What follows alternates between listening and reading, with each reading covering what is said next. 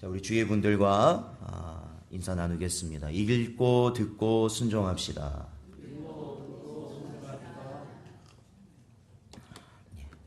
저희가 지난 4장의 말씀을 통해서 궁극적으로 저희들이 바라보게 된, 또한 우리가 순종해야 될 것은 바로 주님 오실 그날까지 우리는 예배에 힘써야 한다라는 것입니다. 예배.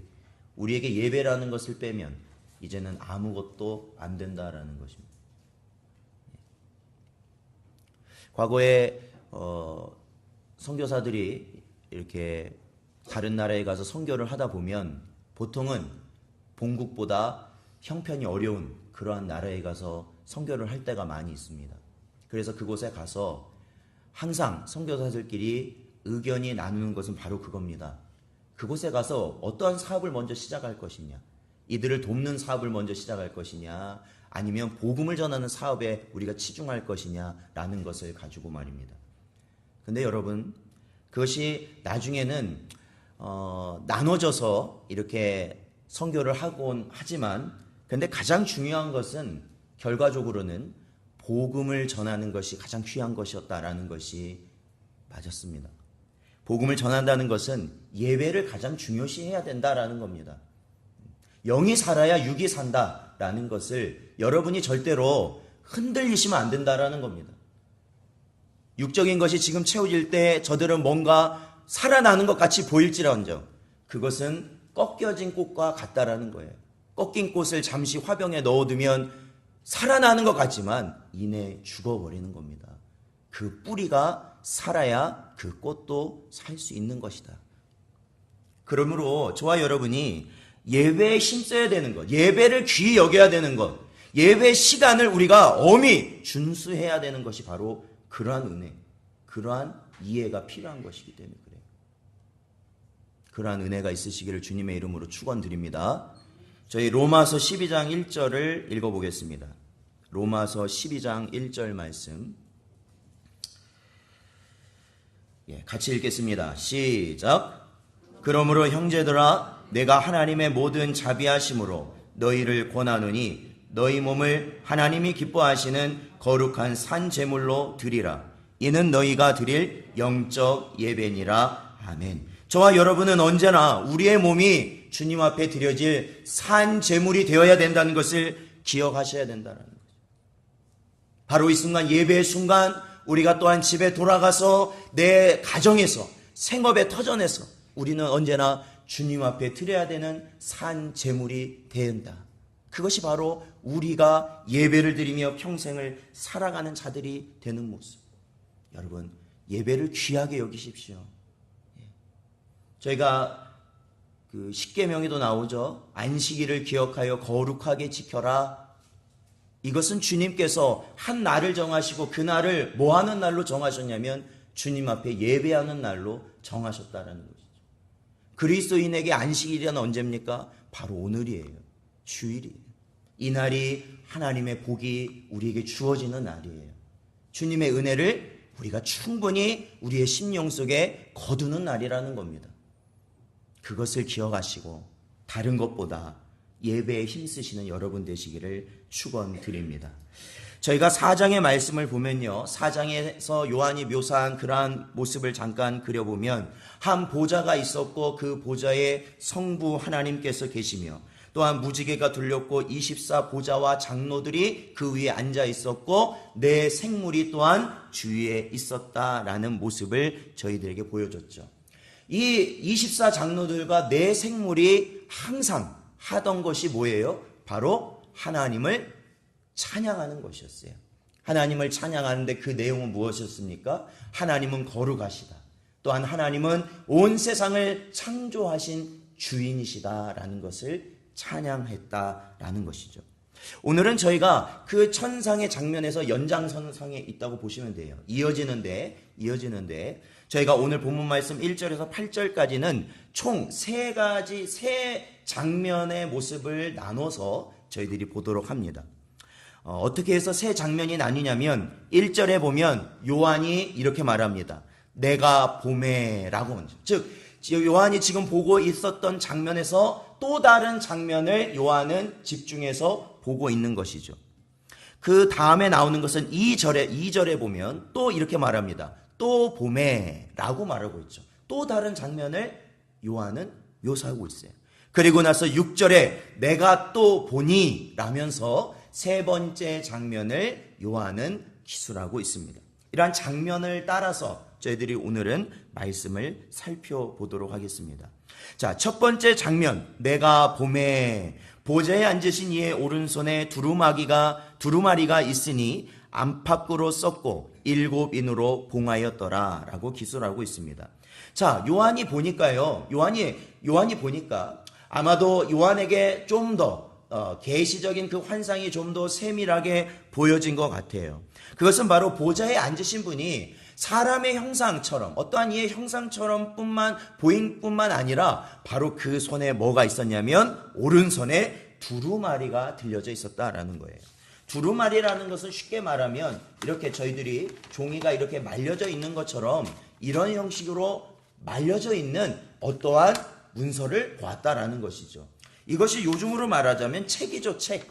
과거에는 책을 묶는 기술이라든지 종이가 이렇게 저희처럼 좋은 종이가 없다 보니까 어떤 가죽이라든지 아니면은 식물의 어떤 갈대를 사용해서 종이를 만들게 되는데 그런 것들로 만들게 돼서 책을 묶는 게 아니라 말아서 가지고 있는, 그렇죠. 그런 것이 바로 두루마리입니다.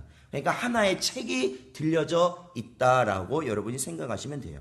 근데 여러분, 이 두루마리가 그 보좌에 앉으신 이의 오른손에 들려있는 이 장면은 에스겔서에서도 등장합니다. 저희 에스겔서 2장을 볼까요? 2장 9절과 10절을 같이 읽어보겠습니다. 읽어보죠. 시작. 내가 보니 보라 한 손이 나를 향하여 펴지고 보라 그 안에 두루마리 책이 있더라. 그가 그것을 내 앞에 펴시니 그 안팎에 글이 있는데 그 위에 애가와 애곡과 재앙의 말이 기록되었더라. 아멘. 그렇습니다. 에스겔 역시 그가 하나님으로부터 부르심을 받는 그 장면에서 보았어요. 보좌에 앉으신 이의 손에 뭐가 있었다고 그래요? 두루마리 책이 있었다고 그럽니다. 그 두루마리 책은 그러니까 앞뒤로, 안과 바뀌니까요, 앞뒤로 글이 적어져 있었다라는 것이죠. 그런데 그 글의 내용이 뭐냐면 애가와 애곡과 재앙의 말이었다라고 되어 있어요. 애가라는 게 뭐예요? 슬픈 노래. 네. 여러분, 왜 슬픈 노래가 적혀져 있을까요? 앞으로 이루어질 험난한 재앙과 고통의 순간들이 예비되어 있기 때문에 슬픔이 기록되어 있다라는 의미로 이해할 수 있겠죠. 바로 저희가 이 요한계시록을 보면 그러지 않습니까? 이제 저희가 이 두루마리가 이제 펼쳐지기 시작하면은 인이 떼어지고 대접이 쏟아지고 나팔이 부러지는 그러한 하나님의 재앙들이 나타나게 됩니다. 그러니까 같은 책이라고 저희들이 볼 수 있는 거예요. 근데 여러분, 이 두루마리가 책이라고 말씀드렸습니다. 그런데 여러분, 성경에서 두루마리 말고 하나님께서 작성하시고 하나님께서 관리하시는 책이 또 있을까요? 없을까요? 이 두루마리 말고. 보신 적이 있어요? 없어요? 없어요? 저기 없으면 못 가요, 그날. 생명책이라는 게 있죠. 생명책. 그렇죠? 자, 시편 69편을 한번 읽어볼까요? 시편 69편 28절 말씀입니다. 함께 읽어보죠. 시작. 그들을 생명책에서 지우사 의인들과 함께 기록되지 말게 하소서. 아멘. 요한 계시록에도 생명책이 나와요. 계시록 13장 8절을 읽어보죠. 계시록 13장 8절 읽겠습니다. 시작. 죽임을 당한 어린 양의 생명책에 창세 이후로 이름이 기록되지 못하고 이 땅에 사는 자들은 다 그 짐승에게 경배하리라. 아멘. 자, 여러분, 그렇다면은 하나님께서 가지고 계신 두루마리, 성부께서 오른손에 가지고 계신 두루마리와 방금 저희가 보았던 이 생명책은 같은 것일까요? 다른 것일까요? 같은 책인데 같은 걸까요? 다른 걸까요?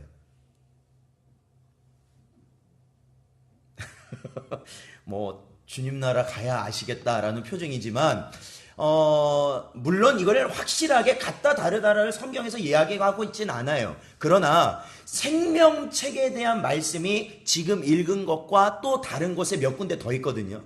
거기를 보면 생명책에는 뭐가 기록되어 있냐면 구원받을 성도의 이름이 기록되어 있다는 거예요. 그래서 이름이 넣어졌다, 쓰여져 있다, 뺀다, 뭐 이런 구절들이 보통 성경에 나와 있어요. 그런데 여기에서 요한계시록에 지금 등장하는 두루마리는 그러한 내용이 아니에요. 사실은요. 아까도 저희가 에스겔서를 통해 보았지만 바로 이 에스겔서에서 나오는 것처럼 이 두루마리에는 뭐가 기록되어 있냐면 바로 애가와 애곡과 재앙이 주로 기록되어 있다는 거예요. 그러니까 그 내용상 달라요. 그 내용상. 그래서 조금 추측해 보건대 하나님께서는 이 생명책과 여기서 말하는 두루마리는 따로 분류되어 있는 그룹 같다라는 생각이 들어요. 성경에서 보자면 그렇다는 거죠. 자, 어쨌든 하나님께서는 바로 그러한 두루마리를 보좌 위에 앉으셔서 가지고 계셨다라고 요한은 이야기하고 있어요.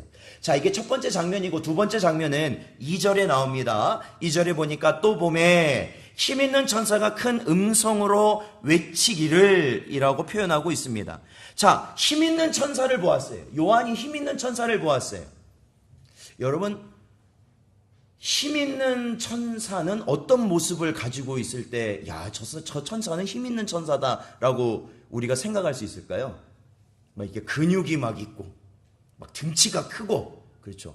오늘 이렇게 찬양인도 이제 민규 형제가 했지만 이렇게 키도 좀 크고, 막 이제 그래야 이렇게 힘 있는 천사라고 생각할까요? 아마 그러진 않을 것 같고 어떠한 큰 권세를 지니고 있는 천사로 요한은 받아들였던 것 같아요. 그랬기 때문에 이 힘 있는 천사는 수많은 천사들이 있지만 그 가운데서도 자신의 발언을 할 수 있었겠죠. 뭐라고 이야기를 하냐면 이 힘 있는 천사가 외치기를, 누가 그 두루마리를 펴며 그 인을 떼기에 합당하냐라고 그 힘 있는 천사가 말하기 시작했습니다.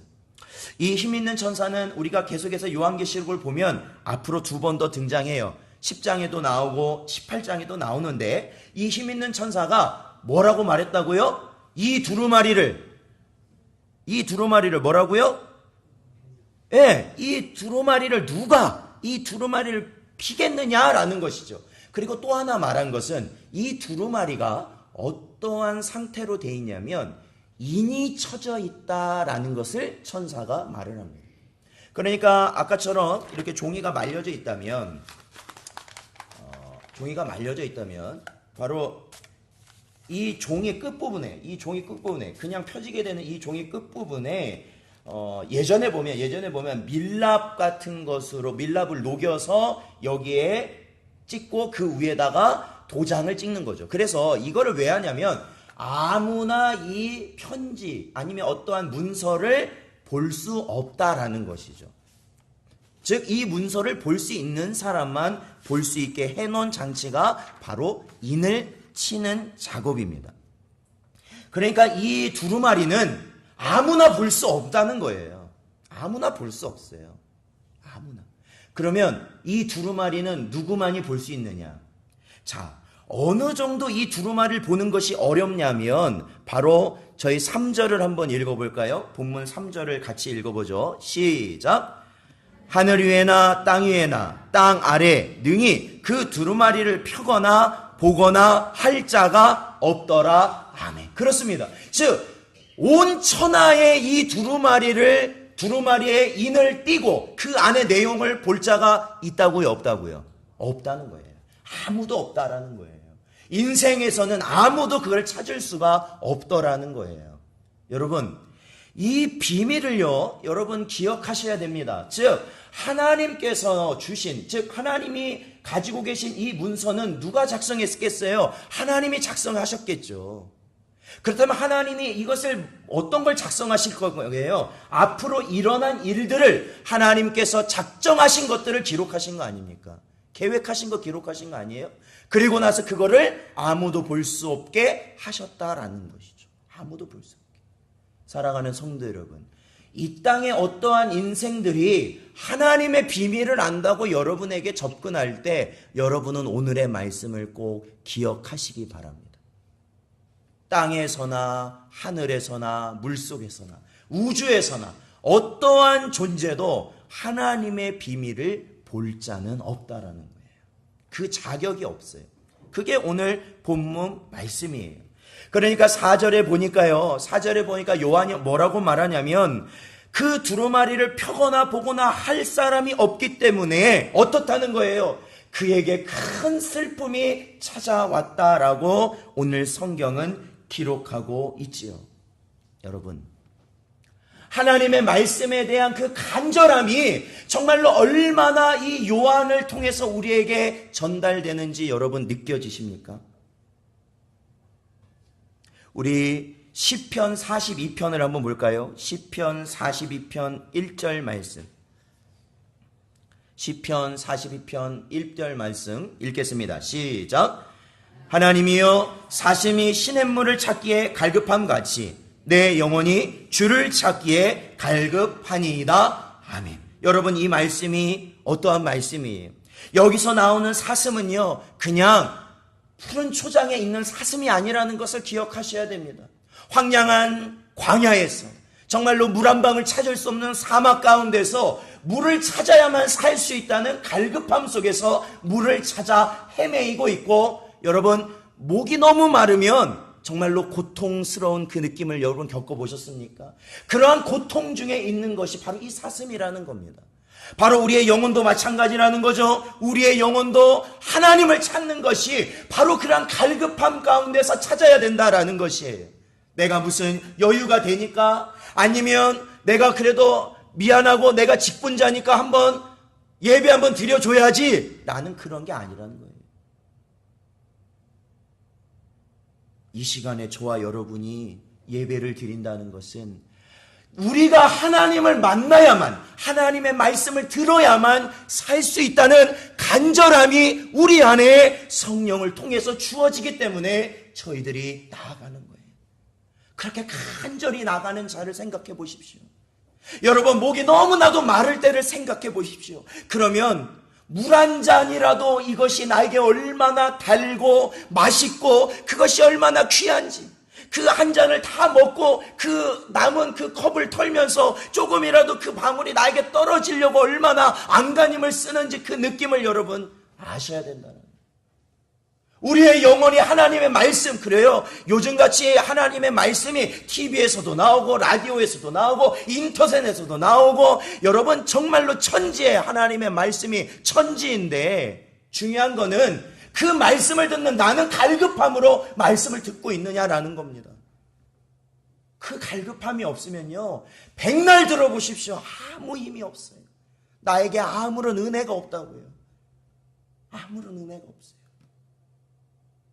그러니 사도 요한이 정말로 저 두루마리에 있는 하나님의 뜻이 나에게 주어지고 내게 보여지고 내게 들려지기를 간절히 바라는 그 순간에 힘센 천사가 나와서 이것을 열 자가 아무도 없다, 이것을 우리가 알 방법이 없다라고 하는 그 말을 듣고 그 요한이 얼마나 슬펐겠는가. 저 말을 들어야 된다. 그래야 내가 살 것인데, 그래야 이 땅의 성도들이 살 것인데 라는 그 생각을 하였을 때 얼마나 슬프겠느냐라는 거예요. 여러분, 정말로 하나님의 말씀을 내가 듣지 못하였을 때, 하나님의 말씀을 내가 어떤 상황에 대해서 예배를 드리지 못하고, 아니면 그 말씀이 무엇인지 내가 이해를 하지 못해서 답답할 때, 여러분 그러한 갈증이 여러분 안에 있으십니까? 라는 것을 묻겠습니다. 그러한 갈증이 있습니다. 그게 바로 복된 자예요.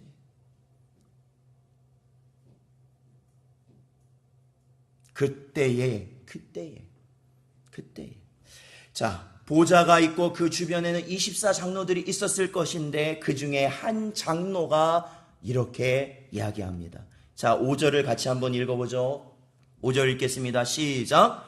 장로 중에 한 사람이 내게 말하되 울지 말라, 유대지파의 사자 다윗의 뿌리가 이겼으니 그 두루마리와 그 7인을 떼시리라 하더라. 아멘. 그렇습니다. 자, 여기서요, 그 24장로 중에 누구인지 몰라요. 한 장로가 울고 있는 요한에게 말합니다. 울지 마라. 울지 마라. 그 두루마리에 7인을 떼고 그 두루마리를 펼쳐서 그 두루마리에 있는 내용을 알려줄 분이 있다라는 것이에요.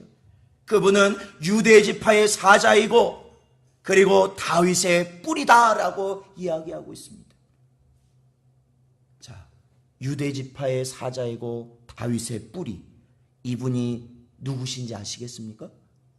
누구세요? 자, 한번 보죠. 우리 히브리서 7장 14절을 읽어보겠습니다. 히브리서 7장 14절. 히브리서 7장 14절 읽어보겠습니다. 시작. 우리 주께서는 유다로부터 나신 것이 분명하도다. 이 지파에는 모세가 제사장들에 관하여 말한 것이 하나도 없고 라고 이야기하고 있죠. 자, 여기서 히브리서 기자는 이렇게 말하죠. 우리 주께서는, 우리 주님은 어디로부터 나시냐면 유다로부터 나셨다라는 거예요. 유다 지파로서 나신 분이 우리 주님이시라는 거예요. 한 군데 더 보죠. 로마서 15장 12절 말씀입니다. 로마서 15장 12절 말씀 읽어보겠습니다. 시작. 또 이사야가 이르되 이새의 뿌리 곧 열방을 다스리기 위하여 일어나시는 이가 있으니 열방이 그에게 소망을 두리라 하였느니라. 아멘. 그렇습니다. 여기서 바로 이새의 뿌리, 이사야가 예언할 때 나오는 이새의 뿌리, 그가 열방을 다스리기 위하여 일어나시는 이, 바로 그가 누구냐면 예수 그리스도를 지칭하고 있다라는 것이에요.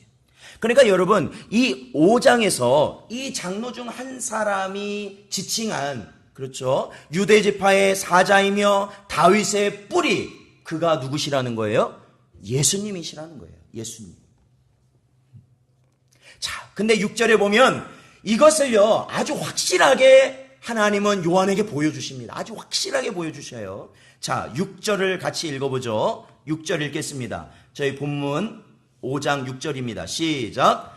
내가 또 보니 보좌와 내 생물과 장로들 사이에 한 어린 양이 서 있는데 일찍이 죽임을 당한 것 같더라. 그에게 7뿔과 7눈이 있으니 이 눈들은 온 땅에 보내심을 받은 하나님의 7 영이더라. 아멘. 그렇습니다. 여기에요, 이렇게 들었어요. 아, 유대지파의 사자와 다윗의 뿔이 되는 그분이 이 두루마리를 펼쳐서 우리에게 말씀해 주시겠구나라는 말을 듣자마자 그에게 눈이 열려 그 보좌와 내 생물과 장로들 사이에 바로 한 어린 양이 나타나는 것을 보게 됩니다.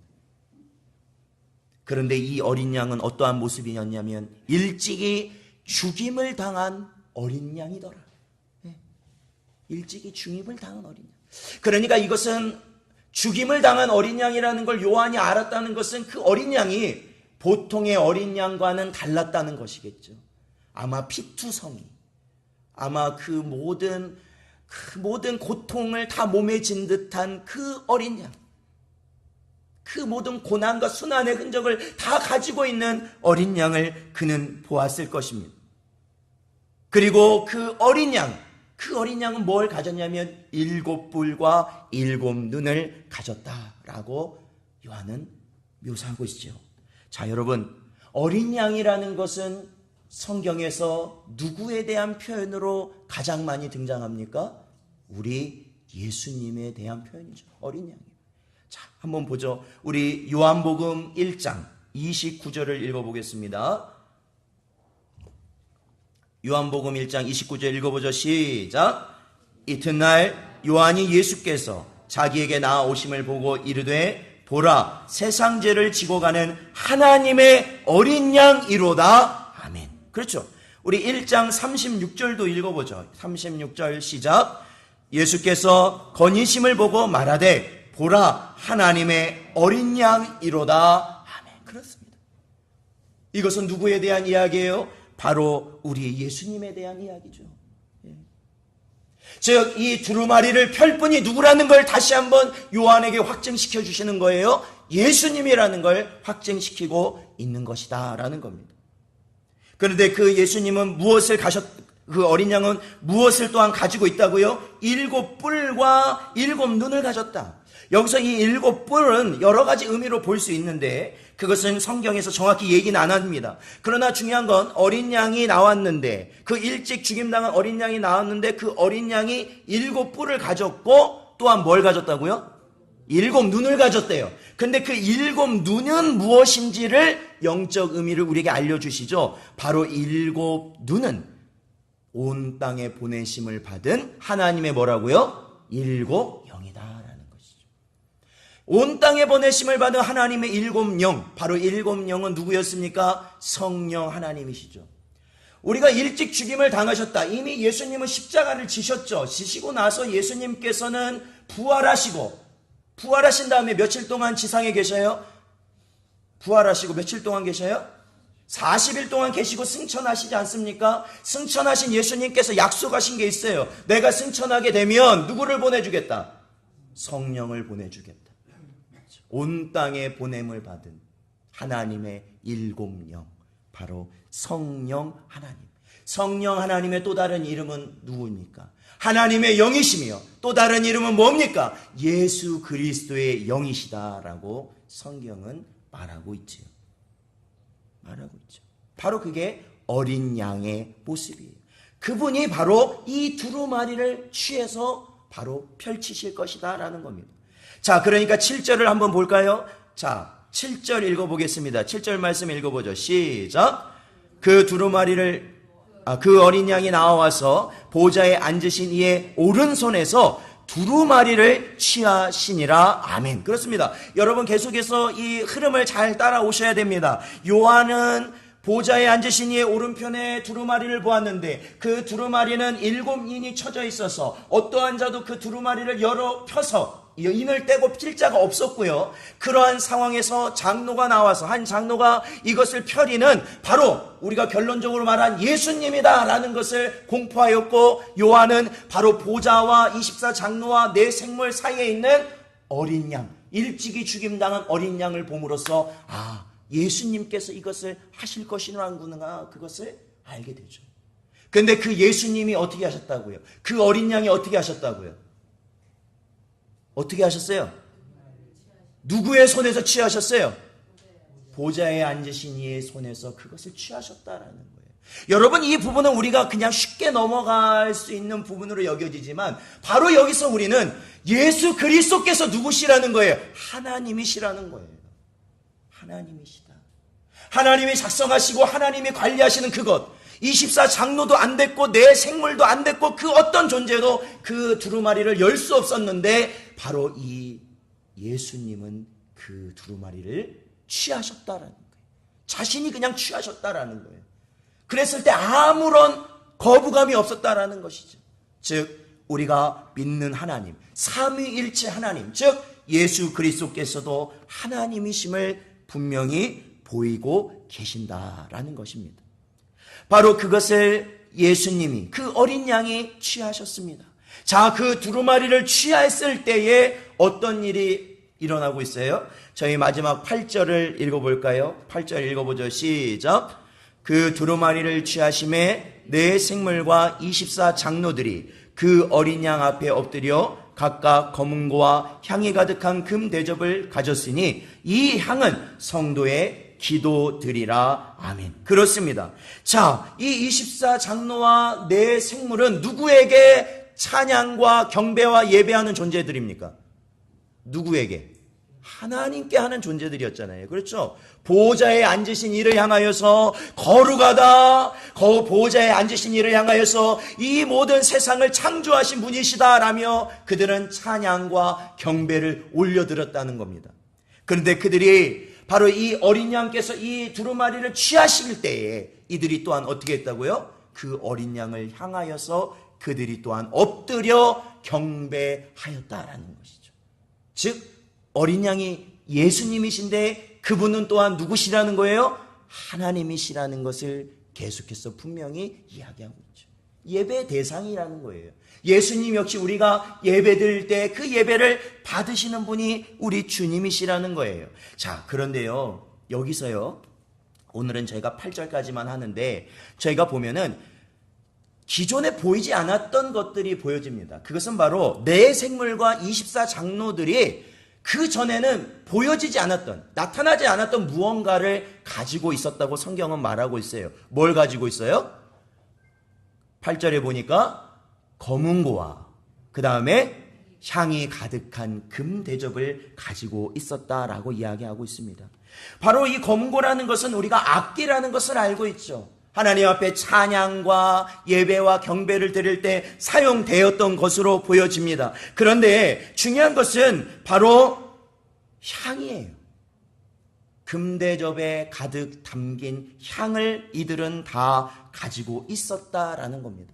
근데 여러분, 이 향의 영적 의미가 뭡니까? 이 향이라는 것은 보통 분향이라고 해서 하나님 앞에 제사할 때에 그것을 태워서, 거기서 그 향신료를 태워서 그 나는 향기로운 향기를 그 제사 때 사용하는 것이죠.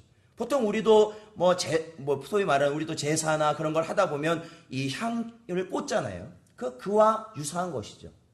그런데 하나님이 받으시는 향기로운 향이라는 거예요. 그러니까 한마디로 이 금대접에 담긴 거는 하나님이 받으시는 향기로운 향. 그러니까 이 향기로운 향, 요즘에도 뭐 아로마 기법이라든지 여러 가지 있잖아요. 여러분, 좋은 냄새를 맡으면 어때요? 뭐가 좋아요? 기분이 좋아요. 즉 기쁨이 있다. 즉 하나님께서 향기로운 향을 찾으시는 것은 하나님이 기뻐 받으신다라는 것이죠. 하나님이 이 향을 받으실 때, 이 향을 맡으실 때, 이 냄새를 맡으실 때 하나님이 어떻게 하신다는 거예요? 기뻐하신다라는 것이죠. 그런데 그게 뭐라고요? 성도의 기도다. 기도다. 성도의 기도다. 성도의 기도였어요. 성도의 기도였어요. 사랑하는 성도 여러분, 오늘날 한국교회, 진제의 한국교회와 과거의 교회의 모습을 보면요, 차이가 많이 있을까요? 없을까요? 있어요? 없어요? 있어요. 뭐가 있을까요? 지금 교회는요, 과거에 있는 교회보다 더 화려해졌고요, 더 현대식이 됐고요, 더 편리해졌고요, 사람도 많아요. 정말로 세상 사람이 봐도 놀라울 정도로 교회들이 발전되어 있는 걸 볼 수 있어요. 과거에는 천막에서도 예배드리고, 과거에는 산속에 모여서도 예배드리고, 들판에서도 예배드리고, 아무것도 없었어요. 저도 피아노 서울 와서 처음 봤거든요. 풍금만 봤죠, 학교에서. 근데 교회에 피아노가 있는 거예요. 깜짝 놀랐어요. 교회에 피아노 있는 거. 그랬어요. 얼마나 많이 달라요. 그런데 또 다른 게 있어요. 그게 뭐예요? 과거의 교회는 기도에 전념했다. 기도에 전념. 아는 것도 없어요. 가진 것도 없어요. 할 줄 있는 거 아무것도 없어요. 그런데 기도는 했어요. 기도는 했어요. 돈도 없고 백도 없고 아무것도 없는데 기도했다고요. 오늘날 돈도 많아요. 백도 많아요. 할 수 있는 거 너무나도 많아요. 교회가요. 그런데 기도가 없어요. 사랑하는 성도 여러분, 우리가 이 요한계시를 통해서 오늘도 저희에게 순종하며 저희가 해나가야 될 것, 그건 기도하라는 거예요. 기도하라는 거예요. 기도하라는 거예요. 제가 일부러 이 본문을 정했겠습니까? 아니죠. 요한계시록을 계속 보면 기도하라는 말밖에 맴돌지를 않아요. 그래서 우리가 기도하자고 기도의 시간을 만드는 거 아닙니까? 여러분, 기도하셔야 됩니다. 기도하셔야 돼요. 저는 뭐 집에서 좀 해요. 여러분, 핑계 대지 마세요. 핑계 대지 마세요. 저도 몇십 년 목회 생활 했어요. 그 말이 무슨 의미인지 다 안다고요. 기도를 하려면 마음이 정해져야 될 거 아닙니까? 마음이. 기도하셔야 돼요. 그래야 하나님이 뭐 하신다고요? 기뻐하시는 거예요. 여러분, 기도는 왜 해요? 여러분의 간구, 여러분의 소원이 이루어지기 위해서 기도하시는 거예요? 그것은 세상 이방 종교들이 하는 거죠. 이단들이 하는 거고. 우리는 왜 기도해요? 하나님이 기뻐하시는 향기이기 때문에 기도하는 거예요. 그 기도가 하나님께 올려지기 때문에 기도하는 거예요. 사랑하는 성도 여러분, 오늘날 저와 여러분은 참된 예배자, 참된 하나님의 백성으로 살아가기를 소원해야 됩니다. 그러려면 우리의 첫걸음이 뭐예요? 기도라는 거예요. 기도라는 거예요. 여러분, 우리 신성교회는 앞으로, 신성전원교회는 어느 방향으로 가야 될까요? 세상에 하는 것들? 아니요. 저는 다른 거 다 못해도 기도할 수 있는 교회가 되길 바라요. 기도하실 수 있는 교회. 기도할 수 있는 교회. 아무도 안 나와도 목회자가 기도할 수 있는 교회. 왜 목회자가 기도회를 못 맞는지 아세요? 왜 기도하자고 못하는지 아세요? 솔직히 말해서 아무도 안 나오니까 기도 못하는 거예요. 혼자 하면 힘 빠지니까 못하는 거예요. 전 그게 두려워요. 혹여나 내가 그러지 않을까.